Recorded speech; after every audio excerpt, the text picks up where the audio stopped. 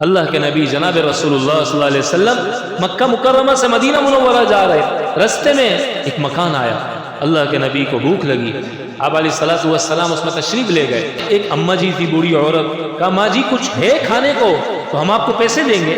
ماں جی نے کہا کہ بیٹا کیا اس وقت تو قحط آیا ہوا ہے، بارشیں نہیں ہوئی ہیں وغیرہ وغیرہ، کچھ بھی نہیں ہے، بڑا فقر و فاقہ اور افلاس، غربت کے ایام چل رہے ہیں۔ اللہ کے نبی نے پوچھا ماں جی یہ جو بکری کھڑی ہے اس کا دودھ نکال لیں؟ ماں جی نے کہا کہ بیٹے آپ دیکھتے نہیں ہو، اس بکری پر تو صرف ہڈیوں پر ایسا ہے جیسے کھال چڑھی ہوئی ہو، کسی نے کوئی چادر ڈالی ہوئی ہو، بالکل ہڈیاں ہیں اور اس کے اوپر اس کا چمڑا ہے اور تھوڑی کچھ نظر آ رہا ہے، آپ اجازت دیں تو میں دودھ نکالوں؟ بیٹا دیکھ لو۔ اللہ کے نبی کے پاس وہ بکری لائی گئی، آپ کے قریب جیسے آئی آپ نے ہاتھ لگایا تو اس کے تھن دودھ سے بھر گئے اور لٹک گئے۔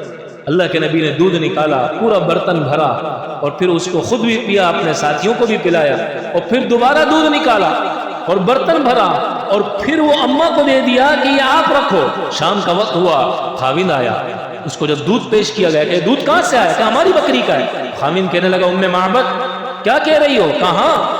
کہ کیسے؟ ایک نوجوان تھا، اس کے ہاتھ میں اللہ نے ایسی طاقت اور تاثیر دی تھی کہ اس نے ہماری بکری کو ہاتھ لگایا، اس سے دودھ نکلنا شروع ہو گیا۔